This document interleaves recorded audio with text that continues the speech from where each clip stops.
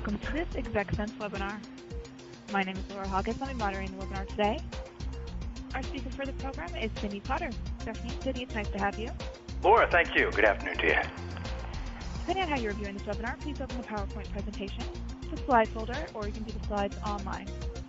If you have any questions for the speaker during the presentation, please email them to me at any time. My email address is lauraj@execsense.com. All questions will be presented anonymously at the end. I'd also like to take this opportunity to let you know about our ExecSense subscription, which will allow you to gain access to thousands of programs over the course of the next year, and will keep you in the know on the most important topics, techniques, and trends that impact real estate agents. More information can be found at execsense.com/subscribe.asp. And now, I'd like to introduce our speaker for today's presentation. B. Sidney Potter is a real estate professional and author, and member of the National Association of Home Builders and the National Association of Realtors, as well as former commercial real estate broker and mortgage operations consultant. Sidney is the author of The Flip, the true life story of how a successful new stock home investor went from zero to hero, back to zero. Sidney has also been quoted in the Los Angeles Times and Wall Street Journal, and has negotiated, brokered, and presided over hundreds of transactions since 1992 as both a principal and broker, with his primary areas being Arizona, Nevada, and California. Most recently, Sidney served on the board of directors for two major HOAs in Las Vegas, Nevada. Ladies and gentlemen, it is my pleasure to introduce Sidney Potter. Laura, thank you very much. I always am flattered when someone says, especially a moderator with such a wonderful voice, says something incredibly wonderful about me. So thank you. You know, in the rough and tumble business of real estate, you don't always get those accolades. First and foremost, good people, thank you for being here today. Lori tells me we've got a pretty good listenership, from some jaded dogs, to old school fellas, to some newbies on the other line here. So that's always wonderful.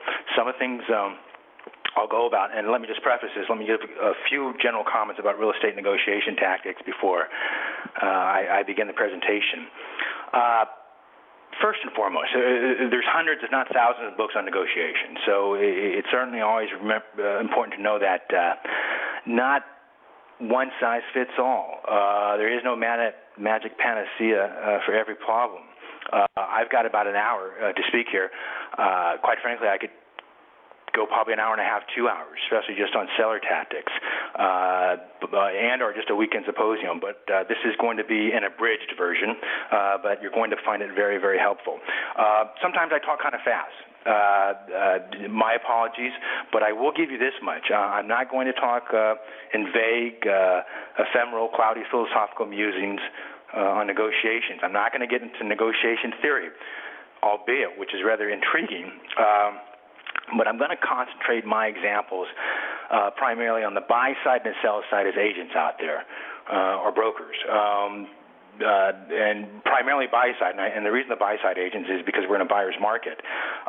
Also important to remember, master negotiator and or to simply be one doesn't mean you have to try to con someone or another agent out of a deal. This is all more about finesse than anything else.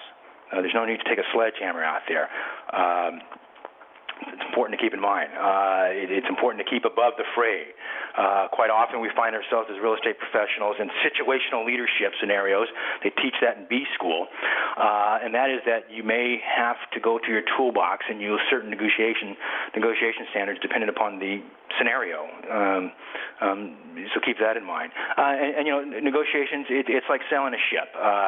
You know, your navigation skills are pretty much predicated upon the weather conditions. Same thing with negotiators. So have a little bit of flexibility in your style.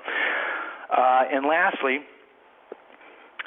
the best negotiations are hard on the problem and soft on people. You know, the best negotiations are hard on the problem, soft on people. You know, think of a diplomat. As opposed to a used car salesman. You know, you don't want to make ad hoc attacks on people. You want to approach the problem with absolute vigor, but have in mind that you really want to preserve the relationship with the people, not only with your client, but the opposing side. So with that, Lloyd, let's go to overview, outline of the webinar. Now, in my presentations, there happen to be 9 bullet points here. The next page has 3 of them, so you're not missing 3 right there. I'm just going to give a quick overview. How am I going through the table of contents here? First item that I'll talk about will be general negotiation strategies. That's pretty much at the macro 30,000-foot level there. Just a big overview on what the negotiation strategies are all about. Then we'll descend down a little bit to the 6,000 to 7,000-foot level, and that's specific negotiation strategies, what strategies to employ depending upon your situational scenario. And then we'll go about the natural flow of this is choosing a negotiation strategy. You know, you're working with an A personality, B personality, motivated, non-motivated, seller or buyer, etc. And some of those will be old school too. In fact, at the end of this webinar, there's a couple books that I suggest. One of them is a classic, and one of them is rather new. So it's important to pick and choose what works best for your personality and your modus operandi. Most important, really, the meat and guts of this is presentation, negotiation strategies for buy-side agents. We're in a buy-side market for the most part. Some of us are, in some parts of this country are sell-side. And with that, we'll talk about negotiation strategies for sell-side agents. And also, why negotiation skills are important to agents. It's kind of like, why is reading important for K through 12? Well, just because it is.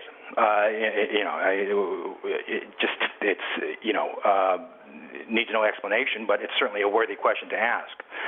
Moving on to the next slide, to build it out in terms of the overview, we ask ourselves, what are the benefits of mass negotiation strategies?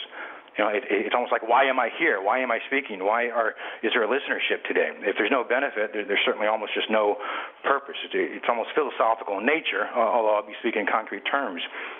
And one of the most important elements here is, but it's overlooked, and this is moving to the next bullet point, is building trust is a negotiation strategy.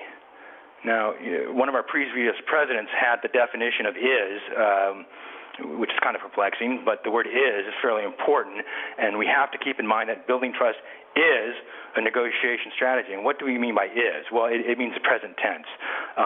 It's almost as important as breathing.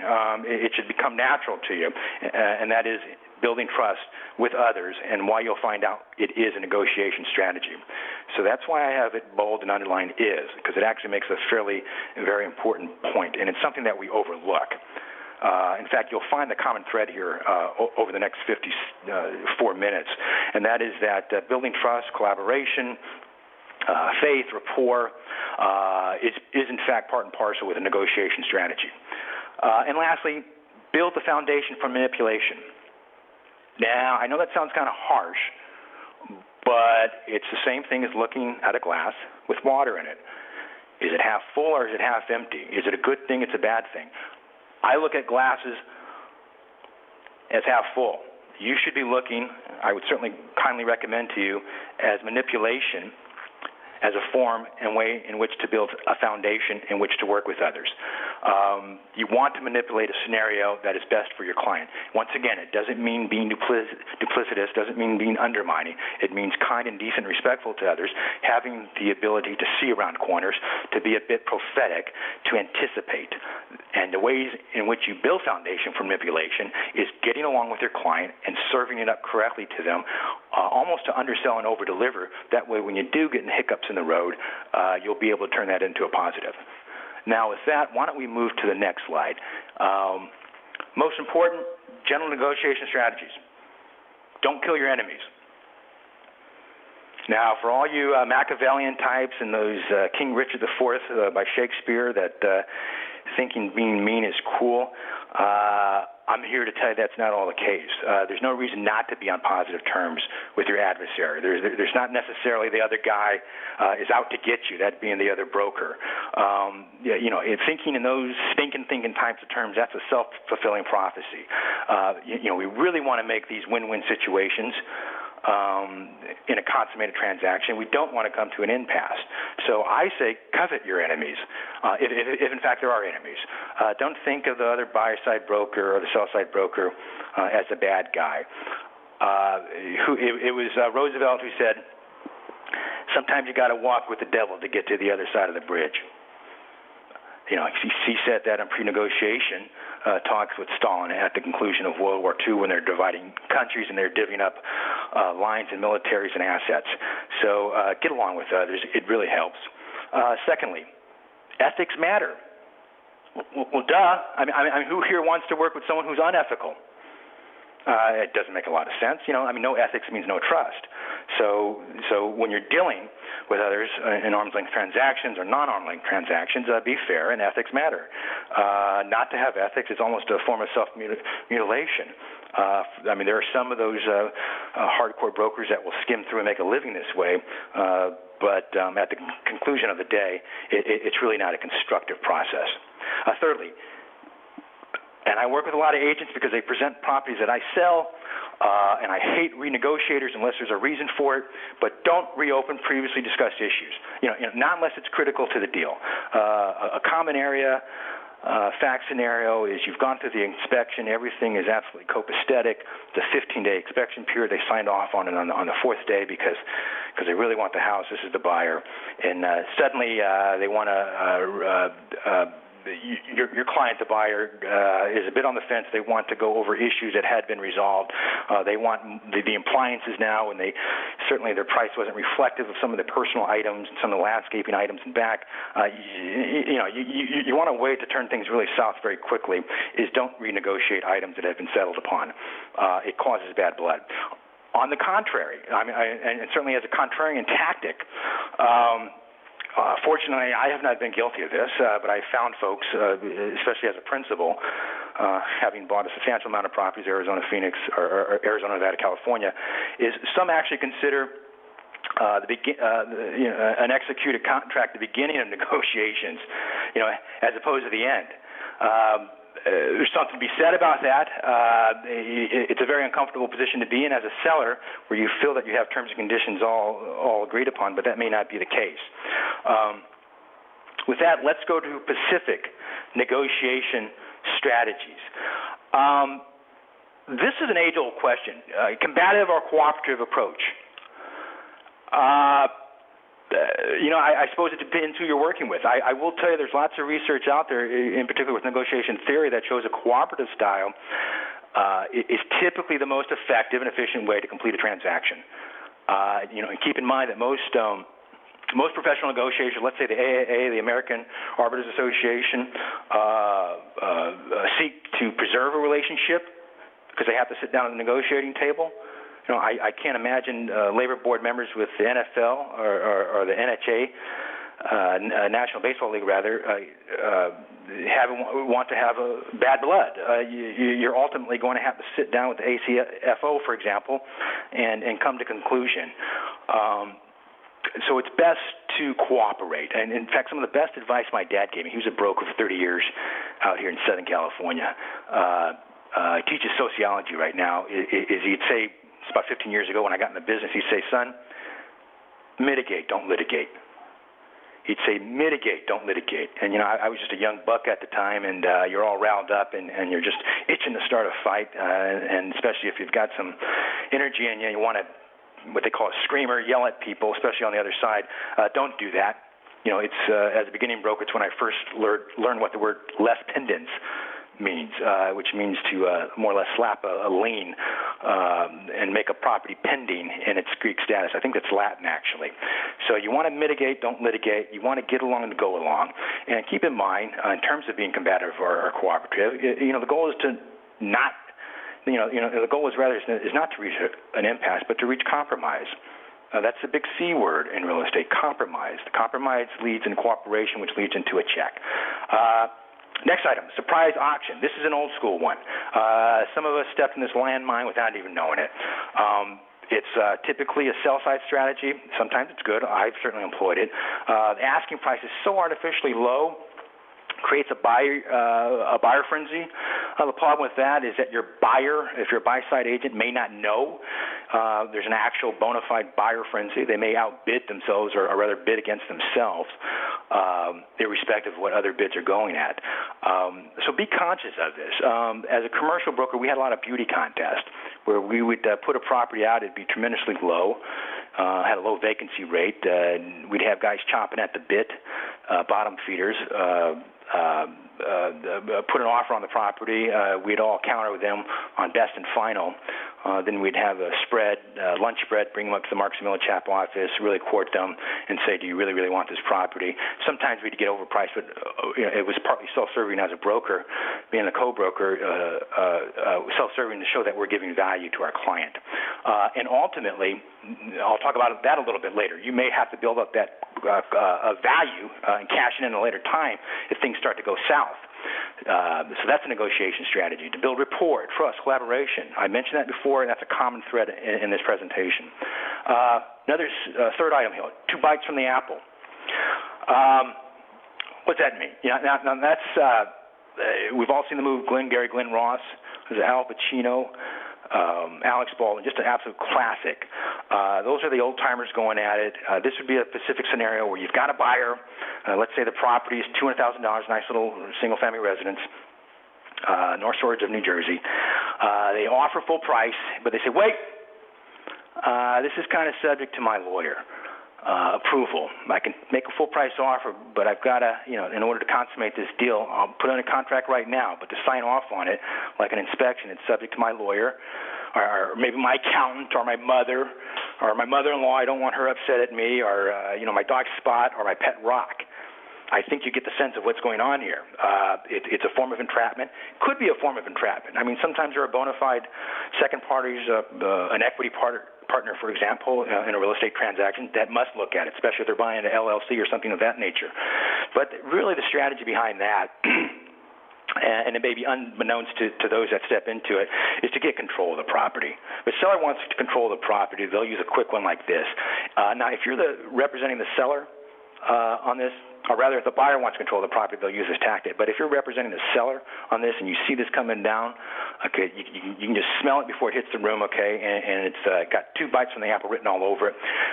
Be willing to sell it contingent upon subject to the approval of another partner, either it be his attorney or his pet Rock, but make it very quick. Make it a 3 to 4 day approval. Don't go 15 to 30 days where they can take a looky-loo, put you in a very vulnerable position, and maybe say, listen, it's subject to approval, but we need some pass-through money, a nominal amount in deposit. Why? Because I'm making a mortgage payment on this piece of property, and if I'm willing to give you something, then I need to get something back. Which is another item very quickly. This is not here on the bullet points, but whenever you do give something up in a negotiation strategy, always ask for something in return. If you're willing to go in the price, then you want more deposit. If you want less deposit, you're willing to go down in price. Never offer something without taking something back. It's the opportune moment, and you may not have it again. Fourth item, low ball. It's kind of like a part A, part B on this. You've got low ball, that's a negotiation strategy, and low ball and build up. Low ball offers do work. However, let me a little caveat with that. Anyone can shoot a basketball half court blindfolded, and they might make it. It's a chance they won't, okay, but sometimes they do work. In this marketplace, you see a lot of low balling, and that's with or without short sales. So unfortunately, the aspect and what I don't like about low ball, it's because unfortunately there's not enough buy-side agents out there that have enough tact, although there's some very skilled practitioners out there. It usually conveys to the seller that, listen, I, the buyer, am offering you this low ball because I think that's what your property's worth, and I think you should take it. Now, if you serve it up that way, and it's in a very disrespectful way, you may not get a response from the seller, and that's not what you want. The purpose of giving low ball offers is to start some communication. There's also the low ball offer and build up. You've got a very circumspect buyer, $200,000 property. They go in there at $150,000. They don't want to overbid on it, which is kind of silly but you can certainly empathize with that because the difference of an extra $20,000 amortized over 30 years is probably $67 to $68 a month. But that's not the point. They've got their price. The buyer doesn't. The seller has their price, and hopefully they're going to meet at a medium there. Now, I will say this very quickly. There are pros and cons on the low ball offer. I would certainly recommend it on a short sale, but ultimately at the end of the day, the price on a piece of property is anchored more in the marketplace than anything else. Lastly, this is another old school tactic. It's called BATNA. Now, BATNA, that stands for Best Alternative to a Negotiated Agreement. Best alternative to a negotiated agreement. Somewhat similarly related, probably the cousin for the low ball stratagem that was just spoken of, but it's really a take it or leave it type of proposition. The downside of this type of stratagem is that unless you really mean it as a buyer or seller, you start to lose credibility. It becomes a crying wolf scenario. The pro on this type of negotiation strategy is that if the purchaser wants a quick answer, they're going to get it. They're coming at 150, not a nickel above. The list price is 200. It's good because it accelerates the process. And if you're working with a buyer that has limited funds or loan qualification, clients on both sides like the simplicity. It's just a matter of how you serve it up. Okay, that makes all the difference in the world. The con against using the BATNA stratagem methodology is that the buyer may overpay for a piece of property. It's $200,000, but they come in at 180, and quite frankly, the buyer's in distress. There's an NOD out there. They're 90 days behind, and he could have got the property at 160 instead of 180, for example. So that's the con against that. So choose these strategies as you will, but certainly keep them in mind. Now, for some of you seasoned negotiators out there, some of this is like continuing education, and some of it's not, but like professionals, when we do our continuing education, it's like mortar that fills the cracks, things that we kind of forgot about. And this is certainly just a reinforcement. And this is just really an abridged version. If I had you for a weekend on a weekend symposium, I could literally talk 8 to 9 hours on some of these items. Lori, let's go to the next item here, choosing negotiation strategy. Are we there yet? Okay, it looks like, okay, here we go. Choosing negotiation strategy, we've got that slide up. At the conclusion of a day, negotiation strategy, it's usually the market conditions will dictate. And I speak to a lot of journalists, do a lot of radio interviews, SMT satellite media tours in connection with the book. I was speaking to a Wall Street Journal staff writer the other day, and I just really lowered the boom on Robert Sheeler, who's an absolute genius. He's a professor out of Yale. I'm reading one of his books that's called Animal Hubris, or Animal Spirits, rather. And some of these economists, if you look at their statistical agglomerations of market data, it shows that everything's going bad. It usually is representative of the top 10 or top 20 markets. Well, I mean, there's 380 MSAs out there, metropolitan statistical areas. Not all is bad. I could ring out a dozen markets right now in the Northwest, in the Midwest, and also in parts of Northern California that are at a 12 to 15% clip. So market conditions will dictate buyer's market, seller's market. Why is this important negotiation strategy? Because if you're representing a buyer, you're not going to make full price offers on a market that has a DOM, days on market average, of 186 days. Now, if you're in San Rafael, which is where ExecSense is located, or Milpitas or San Jose, which has an average marketing time of about 60 to 70 days, your strategy is going to be a little bit different. So know what market you're in. Okay, know your environment. Secondly, a seller's market. How do you negotiate in a seller's market? Well, and this is the market that we just came out of. If you're a buy-side agent, and you got a buyer, you really want to come from a position of strength, not weakness. How do you do that? You got 10 buyers up, you're the seller, and only 3 are loan qualified. Well, that just wiped out 7 of them. Unless, let's say, one of those 7 was coming in all cash, then the fellow doesn't need a loan. But notwithstanding that anomaly, you want to come from a position of strength. And that usually entails meaning buyers that are well qualified. If you represent the buy side, make sure your clients are well qualified. That's how you negotiate, and you're in a strength of position of negotiation in terms of working with sell-side agents or directly with a seller. When you're in a sell-side market, like we just came out of, or like we are in some markets in this incredible country of ours, present offers near asking price, period. Request only standard contingencies. Don't get crazy with appraisal conditions, or rather appraisal dates, or inspections, or financing. Show some flexibility there. Most importantly, prep and educate your buyer on the rules of engagement. And same thing can be said for the seller as well, especially if it's a buyer's market. But I don't like to use educate because that seems somewhat patronizing. But make them aware of what's going on out there. Once again, You know why that's kind of important out there, Mrs. Real Estate practitioners and our dear listenership right now? Because it builds trust, collaboration, cooperation, and rapport. And those are negotiation tactics because you're going to need them. And lastly, in terms of the seller's market, I mean, how does all this coalesce? It means keep your game tight. Okay. Hear what I'm saying and do as I say in this case, and bring your product knowledge to the table. It's what I call the KISS rule, and the KISS rule is not what you think. The KISS rule is keep it simple, Sidney. And with that type of dictum in the back of my mind, it doesn't steer me wrong. Now, and should steer you wrong as well.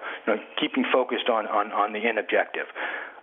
We've got two more bullet points right here, and that is what do we do in a buyer's market, which is what we're into right now. I mean, we're knee-deep into this. Out of the 380 MSAs out there, certainly at least 85 to 90% of them are buyer's market. Well, keep in mind, lowballing has become an accepted practice. I would say use it sparingly. For those agents out there that are a little bit timid, you got to ask for the order. Sellers going $200,000, they seem fairly aggressive on their property. Lowball it. Rule of thumb, go 10% under, go at 180. Okay, and don't blink about it, and don't ask questions, and that's that. I would be more aggressive on concessions. You're representing buyers. Say, listen, we want closing costs. This is a conventional size loan that we're getting. We can go 3% per Fannie and Freddie, or it's a $700,000 home, Highland Park area, Chicago. It's non-conventional. We can go up to 6%. That's what Freddie and Fannie is going to allow us. Ask for those closing costs, okay? Ask for a closing time at your wishing. Seek a low deposit amount. If there's any time to strut your stuff and flex your feathers and flaunt it, now is the time for all buy-side agents to really do a wonderful job in terms of taking advantage of these weaknesses, quite frankly. It should become actually a strength. One tip that I would have for Mr. Lister, Mrs. Lister out there, those that work with the sell side or asset managers, for example, the seller of a piece of property, or rather, let's keep this confined to a normal arm's length non-distress sale. If you've got a seller and they're pretty aggressive, they're not going to come a nickel off of $200,000, and it's very unlikely, or let's say you want to better your chances that your aggressive counteroffer from your seller is going to be accepted,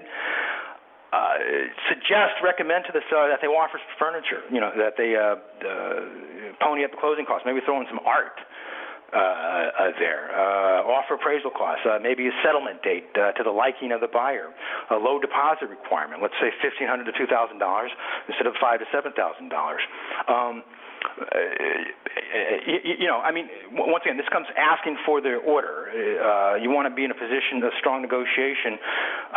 You've got to know how to ask for the order.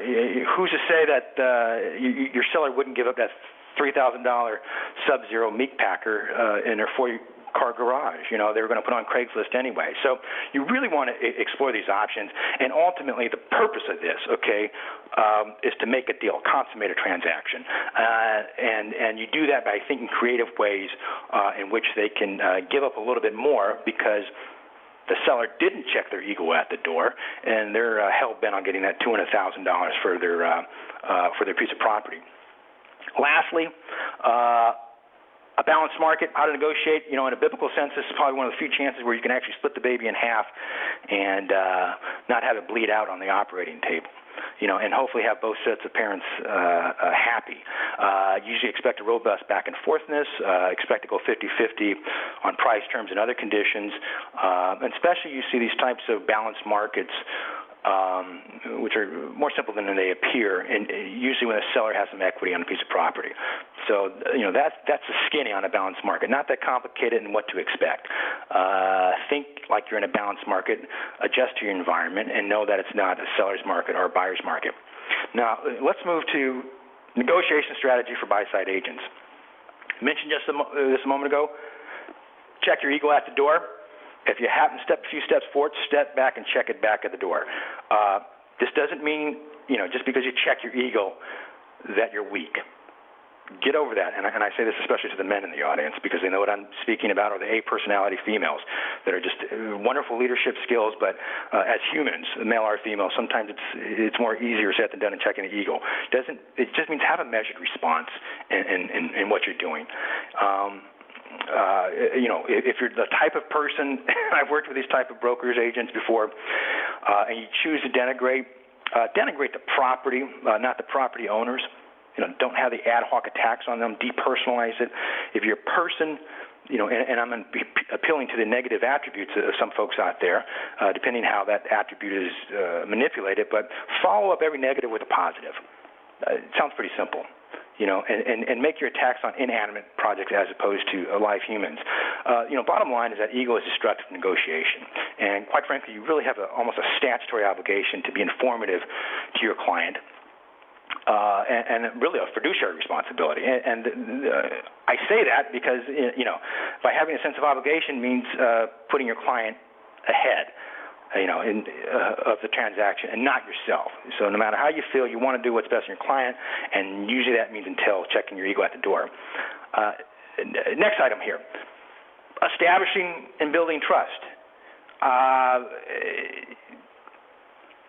This is part and parcel of what everything is about in terms of negotiation. How do you establish and build trust? Sidney, that sounds kind of vague. You said you weren't going to give vague examples. Well, listenership, I will tell you. How do you establish and build trust? Well, you reinforce trust during the closing process. You're in escrow. It means return phone calls, return emails. The big thing in real estate is location, location, location. It's not. It's actually trust, trust, trust. And you establish and build trust and you reinforce that by being responsive to folks out there. You want to establish and build trust. Let's say with the seller, for example, you're the buy-side agent. Well, try to get in front of the seller. Put a face on, next to that, with that signature, with you as the representing the buyer, and you especially want to get in front of the seller. And I say this to the buy-side agents out there: if your offer is weak, there's nothing that begets a first impression than a positive first impression. And some agents would disagree with me, but I would say, listen, if you can at all possible, let your buyers meet the seller. If it's appropriate, if you've got buyers that are camera ready, which is to say that they present well, and there's a theme and there's a backstory there, then make them camera ready, and make it a beauty contest and get them in front of the seller. People are typically much more empathetic when they're seated across the table or via a conference call when the folks that are going to take up the stewardship of their home. How do you establish and build trust with the other side? You paint a mosaic picture of your purchaser. Now, some agents will disagree with me, but I would say if it's appropriate, include a letter from the seller. It's funny, when you watch some of those HGTV programs, sometimes they'll do that. And actually, sometimes it works. If there's elements of commonality between your client, the purchaser, and the seller, let's say between job, the community, the organizations they're with, the number of kids, faith. Although let me qualify that. When you're going the faith road in terms of house of commune, you want to be sure you're not breaking any HUD laws in terms of race, creed, color, creed, orientation, veteran status, etc. But if you can put lines of commonalities there, that's how everyone gets a warm and fuzzy feeling inside. That's how you build trust. Okay. Thirdly, be a cohesive team. A chink in the armor shows weakness. You've got the seller, and suppose you're doing a beauty contest. It's yourself and your buyer, and there's a bad impression. That's not good. I can think of a deal that I did in the late 90s, piece of property. I was with Sperry Van Ness, a commercial broker. Myself and another broker came together on a deal. That's because the partners wanted us to, because they knew us separately from other transactions. So they wanted us to co-broker. So they gave us the opportunity to present a listing agreement, a listing presentation. The guy's name is Mike Austin, one of the top producers. We're still friends. He's out there in Irvine. And had a wonderful, almost initial presentation. We met the partners at the piece of property. We were seated at a round table, normal size, in their office. Mike and I were looking, facing at each other, and of course they had the partners who happened to be brothers, faced off with each other as well. Everything went fine for about the first 15 to 20 minutes. Then the concept of how we were going to market the property came about. Now, they asked me first, and I said, listen, I think this is a deal that we're going to market towards the social demographic in the area, which consisted of Asian, a very wealthy part of Southern California, and/or we should probably go for the international market. $3 million is a big enough deal that we're going to attract that type of capital. Mike, on the other hand, said, well, no, this is really, Sidney, probably a value-added deal. Now, for those of you in commercial brokerage, a value-added deal is code for an upside deal that's got potential, and we're going to sell it really low so the buyer can get a deal. Now, you say that to a seller, it will make their hair on the back of the neck stand up straight. No one wants to know that their property isn't worth that much. And quite frankly, I disagreed with Michael on that, although I didn't express it so explicitly. We kind of went back and forth on that, and unfortunately, I broke every tenement that I'm talking about here, at least some of them. I didn't check my ego at the door. I held fast on going towards the international market. Michael wanted a value-added deal. The sellers were naturally, and our prospective clients, which became our non-clients, were a bit hesitant and confused and slightly dismayed, and were giving us the opportunity to coalesce and bring it together. It didn't. It just got sloppy. And it was a painful an additional 20 minutes. The air was fairly stilted in there. So really, be a cohesive team. It got to the point where I got in the parking lot with Mike and certainly had the temptation, the desire to, plant my foot on his backside. Mike and I are still friends right now. As it turned out, we lost that deal. Two brokers, Marcus Militat, picked it up. They made about $70,000 to $75,000 a piece. They double-ended the deal, meaning that they represented the buyer and the seller. So that mistake right there, Mike and I's mistake, cost us almost six figures because we had a pretty good split. Second item, don't believe what you think. Okay, it pays to be a skeptic. It really does. Someone says that their seller is stuck on $200,000. There's a little three-part test right here I have, okay? And that is check, or rather listen, check, verify. Someone says they're not coming off the number or they're not coming off a certain element of the contract. You want to listen, check, verify. That means you listen. He says he's not going to come off $200,000. You check that by saying, listen, are you sure, because I've got a qualified buyer at 180. And then you verify this hesitancy on the sell-side agent by writing up an offer. And this is something that I used to do when I would present offers. I would have my buyer, we'd put a cashier's check, and we'd put the seller's name right there on a cashier's check, along with a slash, and put the property address, or we'd put the Green Grove Shopping Center. There is nothing, you talk about making a check three-dimensional. By getting there in front of the seller with a purchase agreement, you've got verified assets, you're willing to cross-collateralize a piece of property, and you've got a cashier's check for $20,000. And this is the old-school cashier's check where it would have elements of indentation on it, where it would press outward. And they see their name on there that shows that you're real. It leaves a positive impression. So that's how you verify, by getting real with them. Listen, in this type of negotiation, it pays to be a skeptic, and we certainly all know that what you want and what you get are two different things. So always question. Next item here, loose lips sink ships. Of course, that's FDR. And that goes back to the sometimes you got to walk with the devil to get to the other side of the bridge. It means you don't want to sabotage your position. It means keep your information confidential in terms of your client, if it pays to be that way. Doctors have a Hippocratic oath in terms of physician-client confidentiality. Lawyers have it in attorney-client confidentiality. We certainly have fiduciary responsibility. There should be agent-client confidentiality. Ultimately, at the end of the day, what does this mean? It means don't throw your client underneath the bus. Really what you want to do is you want to act as a walking guard and advise your client of oncoming hazards. But don't throw them on the bus. Don't let, if it's not necessary, know that they absolutely have to have this house or their whole world's going to end. Or if you're representing the seller and there is no NOD, it's not a short sale, why would you tell the buy-side agent that your seller is under duress, that they really hate the house, that they're in the middle of a divorce, or it's their childhood home? So really, keep close tack, keep your cards close to your chest if it makes sense. That's where loose lips sink ships. And ultimately, if you do things like the sabotage, that it undermines your ability to get paid on a transaction. Lastly, price is just one consideration. We all think of price is king, cash is king. That's really not the case, especially in a market like this that's just in hyperbolic flux right now. 50-year low on interest rates. Everything is turned upside down. The paradigms are shifted. So pricing is just one consideration. Keep that in mind. There's financing. Is it seller financing? Probably not. If it is, certainly you can go more aggressive on price. The close date. Maybe they want a quick close, so they're going to step a little bit off the $200,000 asking price. Maybe the seller is willing to go a little off the $200,000 price if they don't have to do repairs. They give a credit towards a roof, for example. Let's say they want 3 months, the sellers, to stay in the home, possession date. So instead of getting their $200,000 for immediate possession by the buyers, they get a 3-month lease. That's great because they're moving into a different location, or they're waiting for another home to close that they're buying.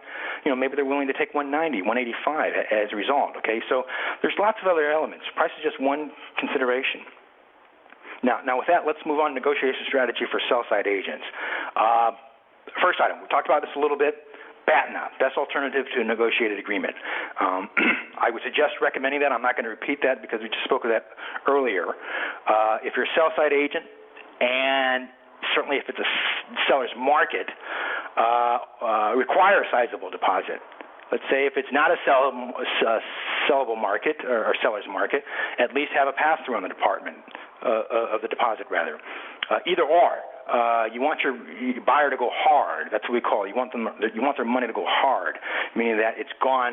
There's no recourse there, and it puts them a little bit more closer, or it creates. There's more of an obligation to close the property because they have more to lose. That's ultimately it. As a sell-side agent, you should be choosing your escrow. Now, I know depending upon what part of the country you're at, depending upon local custom, that may dictate typically who pays escrow, title, etc. But you want control over the process. You want a first-name basis of those people that control the money, which is escrow. Make sure they're biased, but certainly ethical, but they're more liable to do what you want in an ethical sense as opposed to another property or person that they don't have a track record with. Make sure that the release of funds is seller controlled, meaning that you can do that on a single signature. So if you've got leverage, you take advantage of it. Ultimately, you want a win-win situation. You want both parties to be happy, but you really want these alternatives to navigate successfully through a closed transaction. This is what I do all the time, present day. I'm selling a piece of property. I will still keep my property on the market. Now, depending what MLS you're using, what part of the country you're at, it's almost a fine. I've never been fined because I'm fairly transparent, but there are some pending status things that you can put a piece of property, meaning it's not it's active pending, okay, which means the property's under contract, but it's still pending close, okay. I would recommend to do that and still field offers, okay. It keeps the buyer on their toes, okay, and you may need it, quite frankly. And quite frankly, you don't want your seller to ask you, why didn't you do this when you could have did this? Okay, so you want to appraise your client of ways that you can do this successfully and to still keep them under contract. Provide options to extend escrow at cost. It was not unusual for me in the past and also the present to, and although it may seem a bit mean-spirited, have a $3,000 pass-through on deposit. Let's say they didn't close on time, they had a 45, 60-day escrow because I gave them a little bit of flex in price. Okay, see, there's a ebb and web to all this. They want a little bit of flex in price. Okay, I want to pass through the $2,000, $3,000 penalty if you don't close on time. Why? Not because I'm mean. It's simply paying for my mortgage cost. Your client is costing me money because they did not close on time. Now, it may not be out of the control. They could have a lender issue. So I would certainly be a little bit more flexible. Instead of $3,000, it might be only $2,000. But at the end of the day, it's costing me money. As a seller, Agent, I would recommend in terms of your relationship with your seller, they might be willing to offer incentives, not only to you as their agent, but also the other side to pay a higher commission. So you want to incentivize the brokers, okay? Give a high commission, and quite frankly, at the end of the day, it's typically built into the cost anyway of the price. Doesn't always work that way, but sometimes it is. If you've got a seller, you really want to list a property, $200,000, you know the market's at about 183, 185, but you're willing to go 200. As a negotiation strategy, because you're just not negotiating with the other side, but also your clients offer to list the price at 200, but say, listen, we got certain break points here. We're going to go to start at 200 the first 4 weeks. We're going to break down to 195 on the fourth week, and through the 6 weeks, then we'll go down to 190.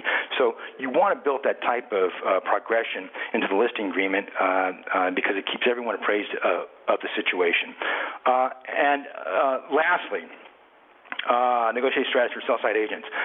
There's so many incredible, wonderful cultures in this world. I'm particularly intrigued by what some cultures do. In particular, Asiatic cultures, Japanese have a tendency, and E.M. Deming, a big business professor where they give the Deming Award, Deming Award, D-E-M-M-I-N-G, noticed that the Japanese will tend to nod in agreement on some of the points you're talking about. Okay, and it's not an acknowledgement, or they're not nodding an agreement per se, but it's an acknowledgement of what you're saying. However, it has a subliminal effect of believing that at least you're being agreed upon, but at least you're being polite. Lots of brokers I know do that because they're because why? Because they engage in finesse, okay, as opposed to just hardcore A personality hitting someone over the head with a sledgehammer. But once again, it pays to be nice. It really does. So, other option strategies for sell-side agents are to cross-collateralized piece of property. Guy wants $200,000 piece of property. You've got a buyer there at $150,000, but he's willing to cross-collateralize, let's say, other properties if the seller does some financing. So there's a lot of creative ways to go about this. And I would even recommend, and this may seem contrarian, if you have a client and they are not coming off their price, you may want to recommend they go with a seller that has a buyer that has a lower price, but they're a stronger buyer. I would recommend, listen, take that 180 offer instead of these 3 offers at 200 because the 180 is qualified. He's showing cash. They're a local community. The others are probably investors, and they're telling you what you want. Wouldn't do that. So keep these things in mind. Let me move along to why negotiation skills are important to agents. And I've got about 20 minutes left, so I'm really going to, if that, and that's pushing it. Lori, are we doing okay on time right now? See if I can grab you for a minute. And see if you're doing just great. Okay, let me move this along. Why negotiation skills are important to agents? Well, once again, that's like why is reading important K through 12? Well, but just because it is. Negotiation is 9/10 of everything. Don't underestimate it. Anticipation is 9/10 of everything. Decency and respect is 9/10 of everything. It's just not appearances. So recognize there are different negotiation strategies, anywhere from diplomats to legislators to politicos to hostage negotiators, and also for us as real estate practitioners. It's important that we realize that negotiation is 9/10 of everything because negotiation is fundamental and is determinative of the outcome in which we engage these transactions. So please be consciously aware of it. If you do understand that it's fundamental and it's got these tentacles that relate to all the parties, then it's much easier to see the roadmap and to understand why these things that I speak of in terms of collaboration, trust, rapport, are very important to getting things done. Planting seeds for success that I spoke about earlier, and using it almost as an insurance plan. Negotiation skills are important to agents. Why? Because it builds confidence in real estate agents, even amongst some of those skilled practitioners. They're important to agents because they build persuasion and influence over others. To a large extent, a lot of this is just a confidence game. It really is. Confidence begets trust. Trust begets positive outcomes, and it's these positive outcomes that lead to successful negotiations and ultimately a consummated transaction. So it really is. You're huddled up, on your own 35-yard line, you're not in the red zone, and you've got Joe Namath. This is circa about the late 80s, or actually Joe Namath's New York is going to be the 70s. I'm thinking Joe Montana, either or. They walk in the huddle. They've done their deal. Okay, they've negotiated the football field over a 1 to 1.5 decade. It builds confidence if you've got to have a guy like that steps up into the pocket, into the huddle, as opposed to a Heisman Trophy winner who's never played a snap in his life. And there's a higher probability that something's going to be completed in those 4 downs that you have, as opposed to someone who's never played the game before, at least at that level. Doesn't matter what happened before. If they're a true soldier, everyone gets pumped up, and everyone has their A game on and performs at their best. And that's what you want You want your clients to perform at the best. You want the others that you may think that they're enemies, but actually they're colleagues of yours, or the buy-side or sell-side agent. You want them to work in concert with you to consummate a transaction. I mean, listen, this is an industry where you only eat what you kill. And, in a commission-based business, as jaded brokers, agents, et cetera, brokerage managers, sales managers, where your livelihood is in connection with how well your people negotiate, it's important to realize how important the confidence game is and how it's interconnected. Now, let's move to the benefits of master negotiation strategies. Lori, if we can just move here. Helps you get more for less. Very quickly, Sidney, what does that mean? Well, I'll give you a concrete example very quickly. You go into a market, and it's a buyer's market, and your buyer makes a full-price offer of $200,000, but you weren't aware of that. Not good. But if you know that it's a buyer's market, and they can offer $180, you get more. So once again, here you get more and you give less. Instead of giving $200, you give $180. Very clear example. The benefits of master negotiation, it gives you to know how to get important information. Let me give you something fundamental to this. A good example. You have to know how to be a hunter and gatherer. Think primitive, almost in a way. You have to know how to utilize online tools. That will show you what kind of market it is, whether or not the home's in kind of NOD or if it's in foreclosure, even if it's not a for sale, and to also understand what the outstanding mortgage is. They may have a lot of equity. The seller may be very skinny in the property. If you have master negotiation skills, or you know how to work with people, it gives you the ability to get information. And I would recommend this, contrary to what I said a moment ago, to get information out of the other side. Now, I believe in confidentiality. I'm not going to give up information that's going to undermine my client and potentially not result in a consummated transaction. But if you build rapport and you're nice to the other side, they typically let information slip. Why do they let information slip? Because they're desperate, because they want a closed transaction, because they just want to vent, because they're upset with their seller, because they won't come off $200,000 on a piece of property that's worth $180. And if he's able to give you a tidbit of information, that may give you an inside track to adjudicate and understand the motivation of the seller. Understanding motivation is it's 9/10 of everything in here. Another bullet point. Benefits of master negotiation strategy, it may substantially decrease deadlocks or impasses. If we relate to what I just said, and in order to avoid being stuck and stupid, understand these parameters and how relationships are important in getting information and understanding the true motivation of all the parties involved. Negotiation strategies are important because they build pride and professionalism by providing clients with superior value. I mean, when you're in a situation where you know, they know that you know that they know that you know what you're doing, that's absolutely second to none.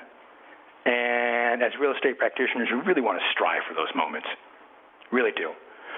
Next item, having master negotiation strategies, it results in repeat business. Fairly explanatory, self-explanatory. Lastly, having these abilities where everything is just kind of going in slow motion in front of you. You have control of the environment because you can anticipate what you're going to do, and you know with a 98% proximity on the outcome based upon the multiple variables feeding into this escrow process. Okay, it gives you the ability to see around corners. I mean, almost to the point where you can become prophetic. In your ability to anticipate an outcome. I mean, really, that really is a perfected skill set. It's almost an art. And now we're going to go to building trust. Now, I made a big hoopla about this in the beginning, but I think I can fit it all in. There's 6 rules here. 6 rules. Building trust is a negotiation strategy. Rule 1, listen. Just like you're listening to me now where you can hear a pin drop. self-explanatory. If necessary, repeat the question back to the speaker. So listen to what someone's saying. You'll learn a lot. Rule 2, find common ground between your client and the seller. Okay, you've got a young couple. They want to buy a home, $200,000. It may remind them their profile to the seller, who were young when they bought the house. Or on the other side, you may be representing empty nesters, and the sellers are empty nesters, and it's a 3-bedroom house. One of the bedrooms they're going to keep set up empty there for their for their daughter who's away at college. So you can take advantages. It's a situational scenario. But the Rule 2, find common ground. Rule 3, timely respond to counteroffers. And that's just not counteroffers, but those are emails, those are phone calls. Listen, don't play games with some of your comrades out there in the same profession. And the reason why is because you may need their cooperation at a later point, different phase of the escrow process. And that's building trust and collaboration. You may have a buyer that's not able to close on time because his escrow, his loan term just changed upside down. You need an extension. And believe me, if you are all those things that I talked about not being the past 54 minutes, don't expect an extension of escrow. So it means timely respond to counteroffers just to build up that rapport. Rule 4, reassure seller of closability. If there's any hiccups coming down the road, let them know. Appraisal's not coming in, FHA, which is bad news, let them know. You really want to act like you're trying to get a J.D. Edwards award for good customer service. Rule 5, give a few war stories. Bleed a little bit, especially if the other guy's having trouble. Say, listen, I know where you've been. Okay, I just closed the deal. I didn't think it was going to close. Gosh, closed, got paid. Everyone was happy. That builds rapport, especially if you're talking to your client. Rule 6, practice the golden rule for the most part. Okay, and I refer to you King Richard IV and Machiavellian types out there. There may be a time when the golden rule is not applicable, but for the most part, don't underestimate the golden rule. Treat others with respect, decency, not only your client, but also the opposing side broker, escrow title, your runner, home inspectors, etc. In terms of, for the most part, know when to walk away. I talk about that in the flip a lot on folks that I talk to around the country. It's a cold-blooded tactic, okay, where you walk away from money and you really have no reasonable recourse to it. But if the deal doesn't make sense, go away. If the deal doesn't make sense to keep an escrow or represent your client, you may have to walk away and refer them to someone else, because in a world where you only eat what you kill, and it's commission primarily, if you've got someone who isn't sufficiently motivated on the buyer-sell side, you may have to give that client up, period. And ultimately, just to close this out in terms of building trust, keep in mind that trust builds rapport, rapport builds leverage, and leverage creates increased negotiation strength. And that's what I call the law of reciprocity and circularity. I could read that back in reverse, okay, and it would still make sense. There's an interconnectedness in terms of building trust, rapport, and how it results in leverage. And leverage increases your negotiation strategy, which is a higher probability to close a piece of property. Let me go to build the foundation for manipulation. That is not as bad as it seems. I think we've got maybe about 7 to 8 more minutes here. Pretty simple, actually. And this is to listenership out there, applicable to both buy-side and sell-side agents.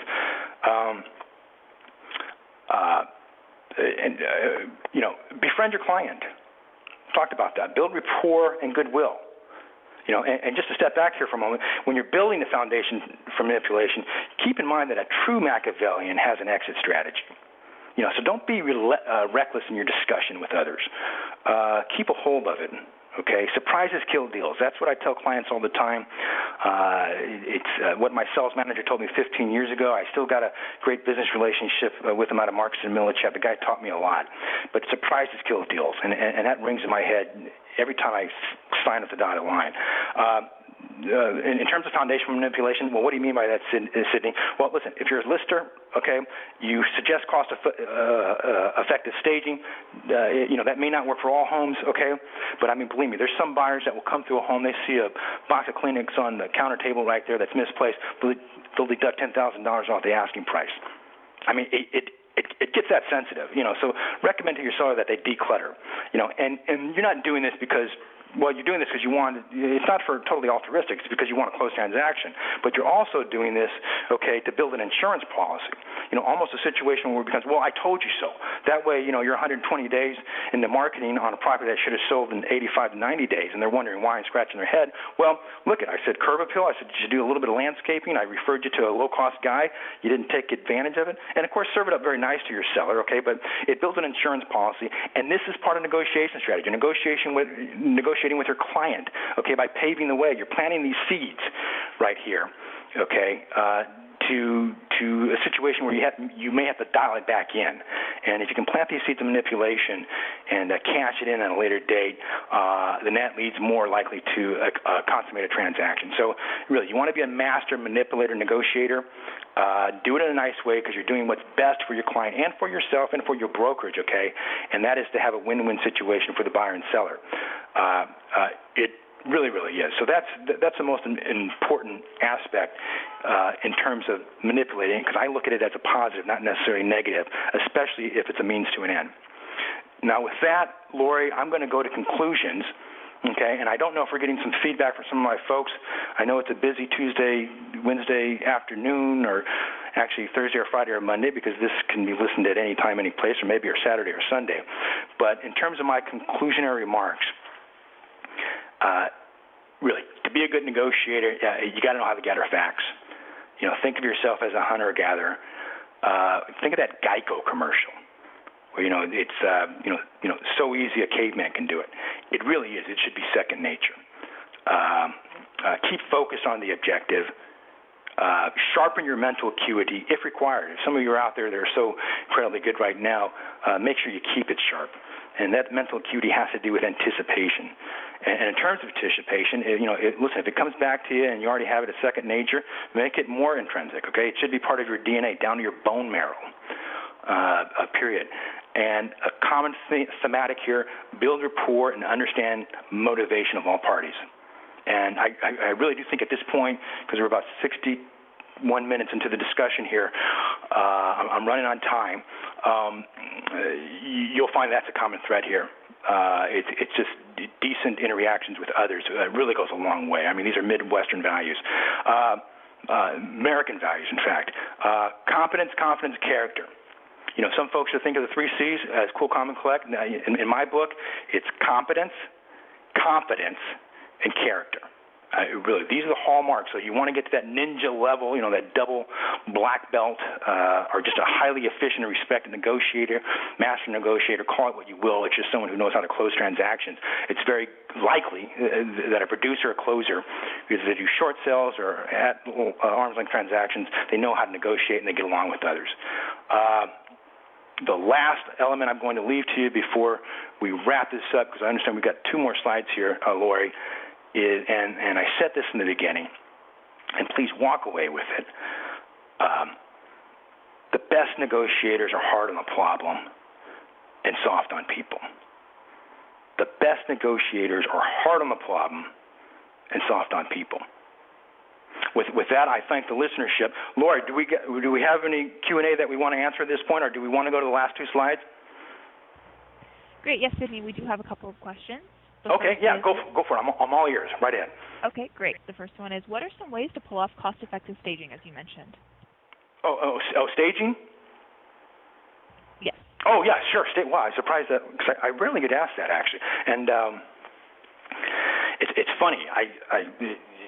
Monica Peterson, one of the HGTV Design on a Dime HGTV host, was hesitant on giving a testimonial for the flip because she said, Sidney, listen, I'm a stager. I don't want to undo what I do. This is how I make my living. And I said, I know that, Monica, but can you say a good word or two? And she said, yeah, listen, this is what I'll say. So instead of undermining her, because Monica knows that I'm not a big staging guy, so I thought about her when I wrote this.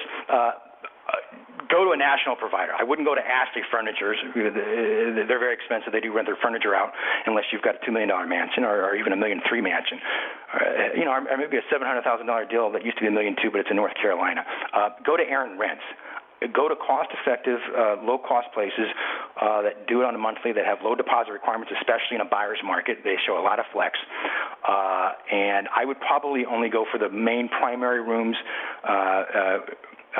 which obviously would be the living room and the bedroom, would not do other rooms that aren't as important. High impact areas, that's what you want to concentrate on. And very, very low cost in terms of getting new linens, and also towels and elements and accessories for the kitchen, and declutter as well. So let me give you a hard cost. If you've got a $200,000 deal and you don't want to spend $10,000, doesn't make sense on staging, you can get away with $2,500 to $3,000 probably over a 5-month period. Check your DOM, days of markets. If you know for the long haul, educate your buyer, educate yourself, and let them know what to expect. Okay, and maybe you'll give a little will and pull, and you'll do a little bit more aggressive on price because it looks so pretty. Okay, so there's a hard number for you. Okay. Great. Thanks. The next question we have is, can you please review the surprise auction tactic you mentioned from slide 6 once more? Yeah, I sure can. You've got a price, $150,000 for a price that is truly, or let's say it's $140, okay, and it's truly a $200,000 piece of price. They're not going to advertise a surprise auction per se. Welcome to our world.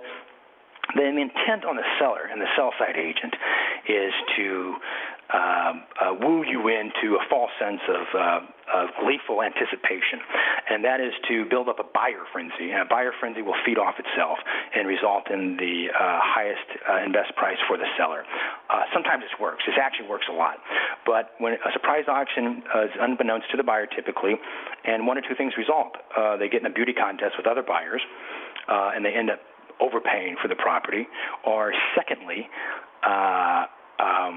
you end up buying, or rather bidding against yourself, where you've got an unscrupulous sell-side agent. I know they're hard to believe it, but they actually exist out there, where they say, well, you know what, we've got this so incredibly low, we've got it in the newspaper, and it's the best thing since sliced bread. We know it's $200,000, we've got it $140, and everyone's just making offers, and you've just made an offer of $180. I would really recommend going $200 or maybe $205, just above price, to really make the seller higher, and they think that you're the one to buy that. So that's how it typically happens, a surprise auction. Great, thank you. At this time, we have no further questions. You can go ahead and conclude. Oh, okay. Well, I know that. Whoa, okay. Well, Lori, looks like you put, that's nice, the cover of the book, of the flip. So that's very gracious. That's a little bit of a surprise. You're very cunning and duplicitous, things that I say that you shouldn't be. But what we do have here at the end is an absolute classic here. And this is, if we're looking at the slide with Dale Carnegie, I'll be perfectly frank with you. I would recommend getting the tape. It's about $48 from a Barnes & Noble. Probably get a little cheaper at Borders because they're essentially going out of business. And there is an actor, English actor there by the name of Andrew McCullen, who gives a great rendition of Dale Carnegie in his own words. And it's much more interesting. It's about 8 hours of tape, and it is a classic. I think I purposely chose, all humor aside, I purposely chose this image of the book because it looks a bit weathered at the edges because it's been around for nearly 70-plus years. It's a classic. It says about 9 million books sold. I think they're up to about 30 million. I'd recommend reading that. The wonderful Midwestern values there. And it's just an engaging, and it really is the common thematic on being nice to others while walking silently and knowing when to pull the trigger in case you have to not be nice. Now, the other book is Dealmaker. Now, I got to tell you, I have not read this book. So I give it with some reservations, written by the guy named Joseph Clate, K-L-A-T-T. His full name is Joseph Dean Clate. He's a real estate professional. He's got a doctorate in law down in the San Diego area. He's got a compelling story. This was released only a year and a half ago, late 2009. He's blind. Actually, he has a pair of sunglasses there, not because he's trying to be cool. He went blind at the age of 19. He's a very prolific and very well-known real estate broker out here in California. Written a book. It's thick. It's about 409 pages. When you go to Amazon, it says take a look inside. And he teaches a lot of old school tactics. But once again, haven't read it, but I like it because I thought it was just a compelling title, Dealmaker. And the guy's a hunter and gatherer, so that might be a good read. I have to qualify that I haven't read that, but I thought these two books would be just wonderful bookends, okay, in terms of ways of approaching it in an old school way, but also in a more aggressive way. And Joseph Dean Klatt is a pretty aggressive negotiator. And ultimately, between these two books, if you haven't at least read Dale Carnegie at this moment, you'll hit your stride between both of them. And for you experienced practitioner, listen, this is just CE for you, but I know it's still helpful and beneficial to go over some of these elements, learn some new elements, and put this in your portfolio of negotiation tactics. Great. I want to say thank you, everyone, for attending this ExecSense webinar. And once again, thank you to our speaker, Sidney Potter. If you have any questions, comments, or would like to nominate a speaker, please email me directly at lauraj@execsense.com. Once again, I'd like to take this opportunity to let you know about our ExecSense subscription, which will allow you to gain access to thousands of programs over the course of the next year, and will keep you in the know on the most important topics, including webinars on personal branding, public speaking, and current events and trends that impact real estate agents. More information can be found at execsense.com/subscribe.asp or by calling us at 415-578-2080. I want to thank you all again for attending this ExecSense webinar. Please visit execsense.com for information on both past and future webinars. Thank you, everyone. Have a great afternoon.